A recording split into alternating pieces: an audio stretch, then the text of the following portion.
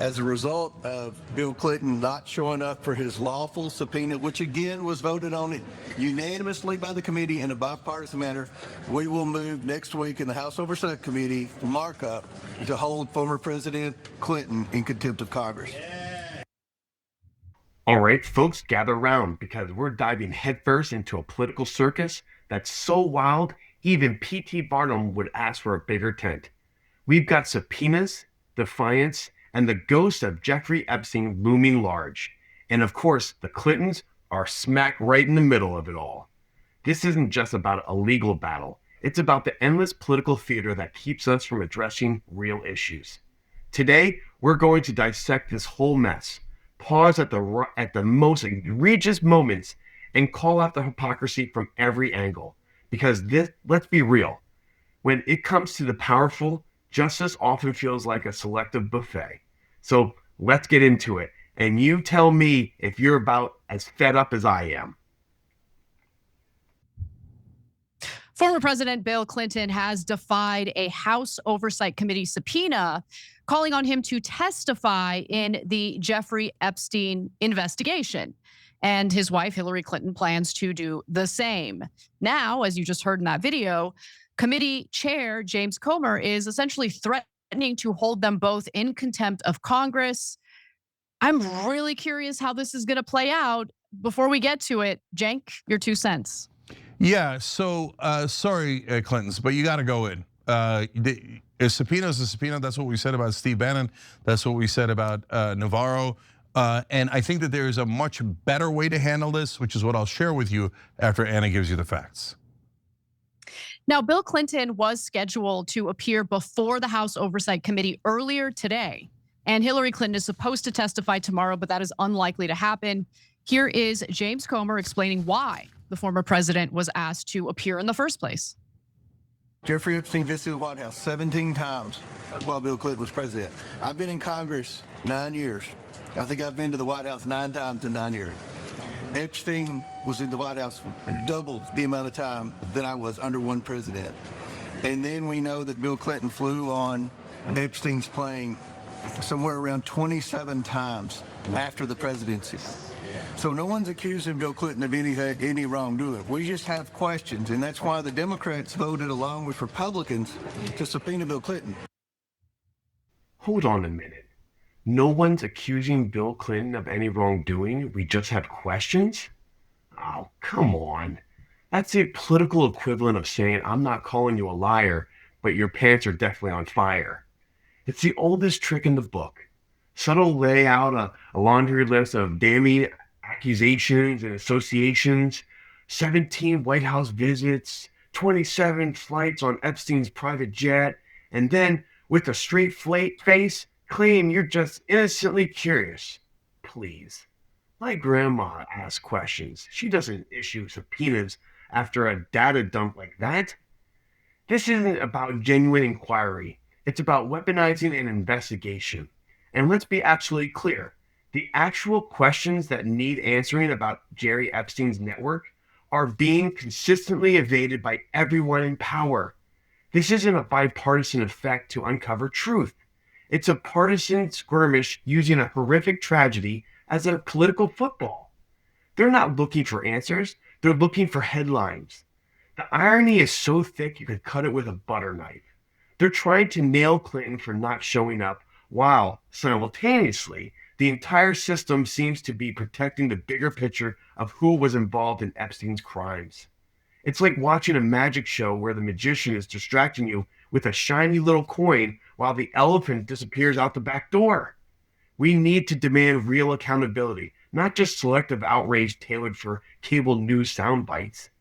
This whole just ask questions routine is tired, very tiring, transparent, and frankly, insulting to anyone who actually wants to see justice for Epstein's victims.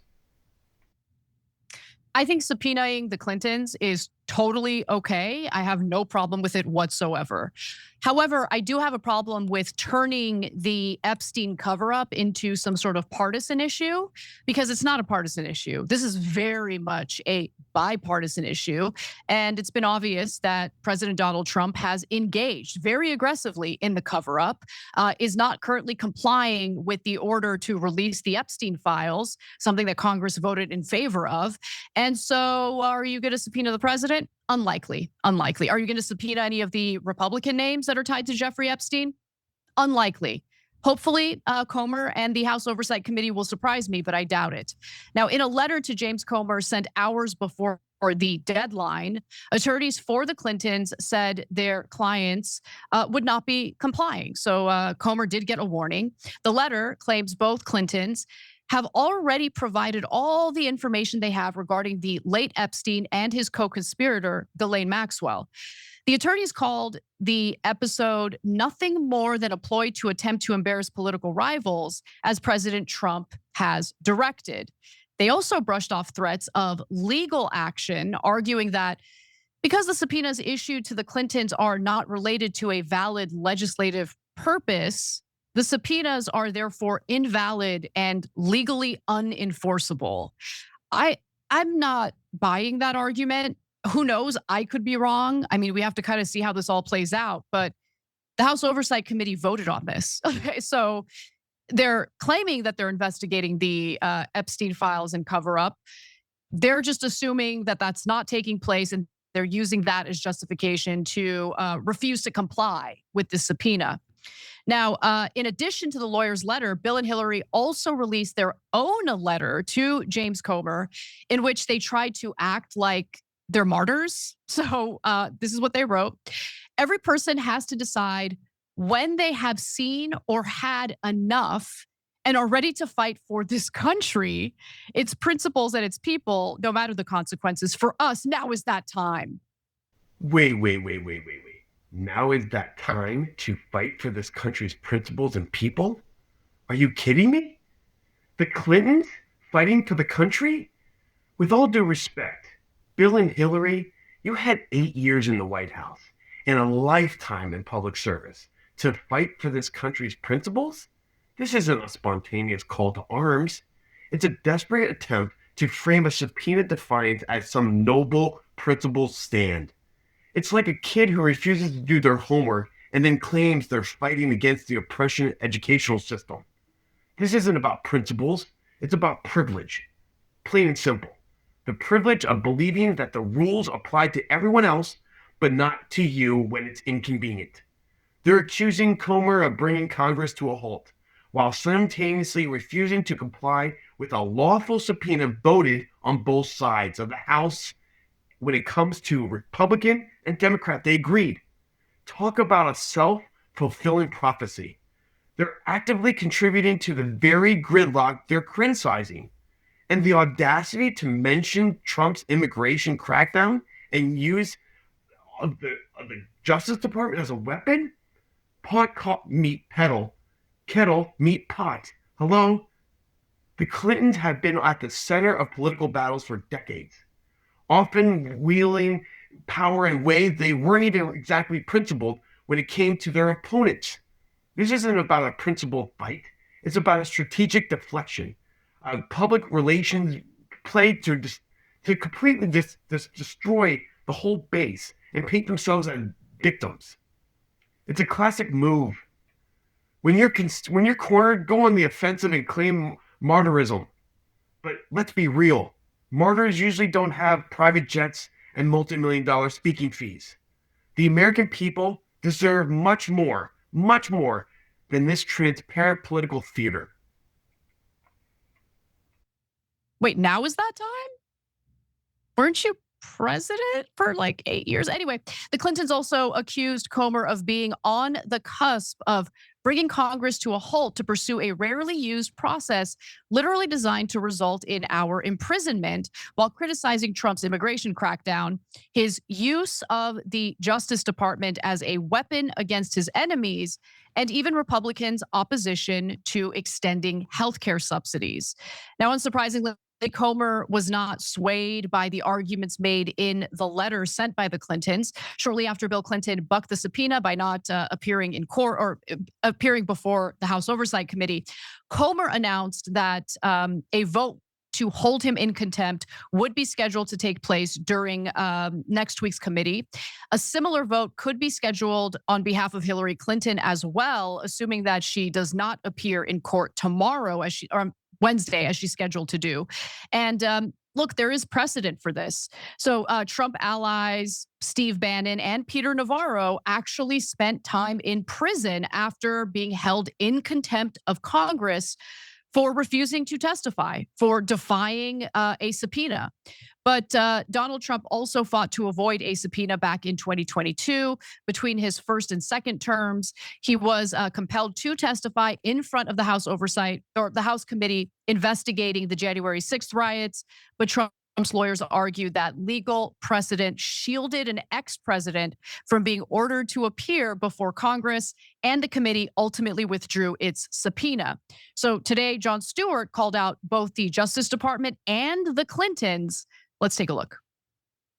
Do you think that they should comply? I absolutely do. But why should they comply if the Department of Justice is not complying with releasing the files? Like, is compliance a kind of specialized individual indigenous opportunity, or should it be universal? I mean, the Department of Justice has subpoenaed them to testify in the Jeffrey Epstein case while not complying with releasing the files. So how does that comport in any? But do I personally think they should comply? Absolutely. Absolutely. And if they've got something to hide or nefarious, like, yes, we should know about all this.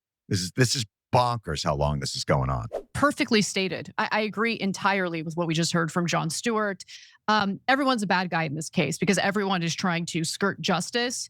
And it is absolutely true that Trump is trying to make the Epstein files a partisan issue when in reality it's not. Cenk, what do you think? Yeah, I mean, as usual, we agree with Jon Stewart, or Jon Stewart agrees with us.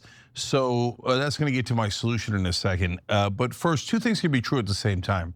It could be a political ask, but you should comply with a subpoena anyway because it's your legal duty to. And the Clintons could be targeted for political reasons, but could still be guilty. And guilty of what, we don't know. That's part of the point here. And I don't think it's fair to include Hillary Clinton in that. It's more Bill Clinton in this case. And so and by the way, I get why they're more animated than others. Have they been the target of a lot of right-wing smears? Of course they have, right? And they said that they did something wrong in a real estate deal in Whitewater. And then it turns out after this giant fishing expedition, look into that real estate deal, Ken Starr came out and said, yeah, he didn't do anything wrong with the real estate deal at all. It was a total sham that we invented to investigate him. But we found out he had sex with the wrong person. Ha ha, we got him. So I get why they're reluctant to participate in that kind of sham again. But a subpoena is a subpoena, and you can't say we should put Republicans like Steve Bannon and Navarro in jail for not following a subpoena, but we should have a different rule for Democrats. No way, right? And so then how do you make this work? How do you get to the right result here?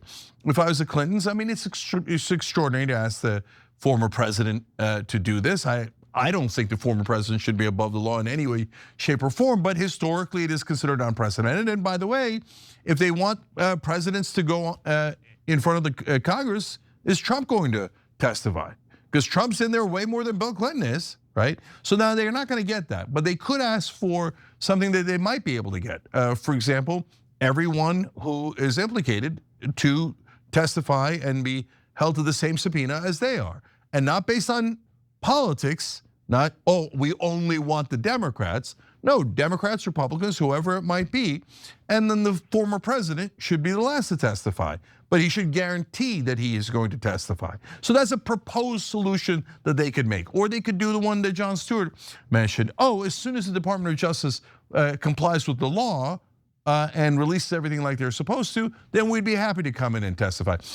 Okay, so this solution that Cenk is saying, it is a masterclass in political maneuvering, but let's not pretend it's about justice. It's essentially saying, we'll play by the rules, but only after you've jumped through 1,000 hoops we've set up for you, and only if you promise to expose everyone else first. This isn't a path to transparency. It's a hostage negotiation. It's the political equivalent of a kid saying, I'll clean my room, but only after my brother cleans his, and only if mom buys me ice cream first. While I agree that the Department of Justice should release all the files, and everyone implemented should testify, absolutely, no question there. Turning your own legal obligation into a bargaining chip is not how a functional justice system works. It's weaponizing the subpoena process even further, making compliance conditional on political demands. This sets a dangerous precedent, suggesting that if you're powerful enough, you can dictate the terms of your own accountability. And let's be honest, demanding that Trump testifies first, or that all Republicans be subpoenaed before you show up, that's not about fairness. It's about shifting the target. It's a cynical move designed to bog down the entire process and ensure that no one ever truly gets to the bottom of anything. The victims of Jerry Epstein deserve straightforward answers, not this elaborate game of political chicken where the powerful constantly try to outmaneuver each other. This isn't about seeking truth. It's about protecting political flanks, and it's a disservice to everyone involved. This is the problem we have right now. And then when you make it, Anna, as such a big public challenge in a sense, then it puts the onus back on Comer and the Republicans. Well, why are you only asking Democrats to testify? Why aren't you asking everybody else to testify? Why hasn't the Department of Justice released these files? And is that fair to have it be so uneven? Right? But if it's fair, they should all go and testify. I would love to hear it, and it should all be public. You know, as provocative and somewhat salacious as this story is, I'm a little bit bored because I totally agree with you. There's really no point of disagreement here. You're right. It is being investigated unfairly in a very partisan way. And yet again, we have a situation in which the American people are not being granted the transparency that was promised to them. And even worse, we're dealing with a situation where politicians are treating this as if it's some sort of hot potato partisan issue that they can use to smear the other side and skirt justice for the victims of Jeffrey Epstein. So first and foremost, that's the biggest issue. The fact that, again, we have a situation where this is handled in a way that ensures that justice will not be served. All right. So we've seen how the political elite from both sides of the aisle are more interested in playing games than in delivering actual justice. Whether it's Comer's just asking question routine, the Clinton's martyrism letter, or the proposed negotiation tactics, it's all part of a frustrating cycle that leaves the American people feeling unheard and unrepresented. This isn't just about the Clintons or Trumps. It's about a systematic system and issue where the powerful feel they can skirt accountability. We need to demand better from our elected officials. Don't let them distract you with partisan squabbles while the real issues of justice and transparency get buried. So tell me, what do you think? Are these politicians ever going to truly answer for their actions, or are we doomed to watch this political theater forever? Let us know in the comments below, hit that like button, and subscribe for more unfiltered takes on the political circus.